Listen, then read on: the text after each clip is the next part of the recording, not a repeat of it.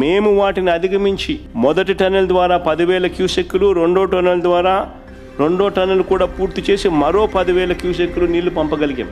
2 టన్నెల్లు పూర్తి చేయడానికి 260 కోట్ల రూపాయలు వాటర్ ఫుటింగ్ బేసిస్ మీద ఖర్చు పెట్టి కంప్లీట్ చేసినాం. అవుకులో 3వ టన్నెల్ పనులు కూడా మొదలు పెట్టాం. గండికోట రిజర్వాయర్ కెపాసిటీ 27 టీఎంసీలు, ఏ రోజు 15-14 టీఎంసీలు మించిపెట్టలా నీళ్లు. మేము వచ్చిన తర్వాత 1000 కోట్లు R&R మీద డబ్బు ఖర్చు పెట్టి 27 టీఎంసీల ఫుల్ డిశ్చార్జ్ కెపాసిటీలో గండికోట నీళ్లు స్టోర్ చేసినాం. చిత్రావతి ప్రాజెక్టు ఏ రోజు ఫుల్ కెపాసిటీ 10 టీఎంసీలు నీళ్లు ఏ రోజు స్టోర్ చేయలేదు. మేము వచ్చిన తర్వాత 280 కోట్లు ఖర్చు చేసి R&R పనులు పూర్తి చేసి 10 టీఎంసీలు నీళ్లు మేము వచ్చిన తర్వాత పెట్టాం. బ్రహ్మం సాగర్ 17 టీఎంసీలు ఏ రోజు పెట్టలా.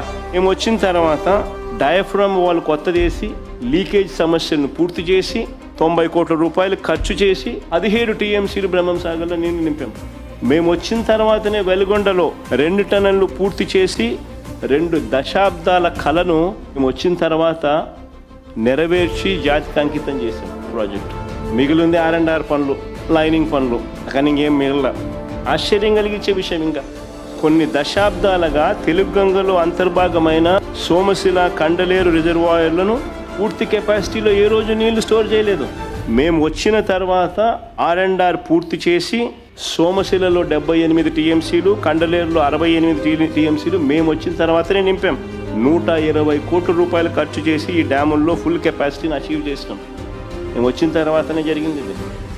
మేము వచ్చిన తర్వాతనే దశాబ్దాలుగా పెండింగ్లో ఉన్న నెల్లూరు బ్యారేజు, సంగం బ్యారేజు పనులు పూర్తి చేసి ప్రారంభించాం. మేము వచ్చిన తర్వాతనే. అసలు అంతెందుకు, ఇక్కడ నుంచి కూతవేటు దూరంలో ఉంది పులిచింతల ప్రాజెక్టు.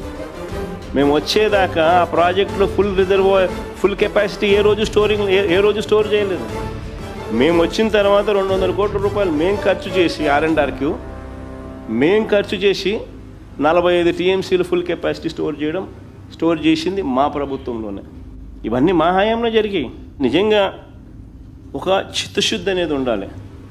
రైతులకు మంచి జరగాలంటే ఏం చేయాలి, ఎలా చేయాలి అని ఒక చిత్తశుద్ధి అనేది ఉండాలి. ఒక చిత్తశుద్ధి ప్రకారము అడుగులు వేస్తే, మనిషిలో సిన్సియారిటీ, కమిట్మెంట్ ఉంటే ఏదైనా కానీ దేవుడు ఆశీర్వదిస్తాడు, పనులు జరుగుతాయి. అవి చంద్రబాబు నాయుడుతో లోబడిన పరిస్థితులు, జగన్ ప్రభుత్వంలో కనిపించిన పరిస్థితులు అవి తేడా.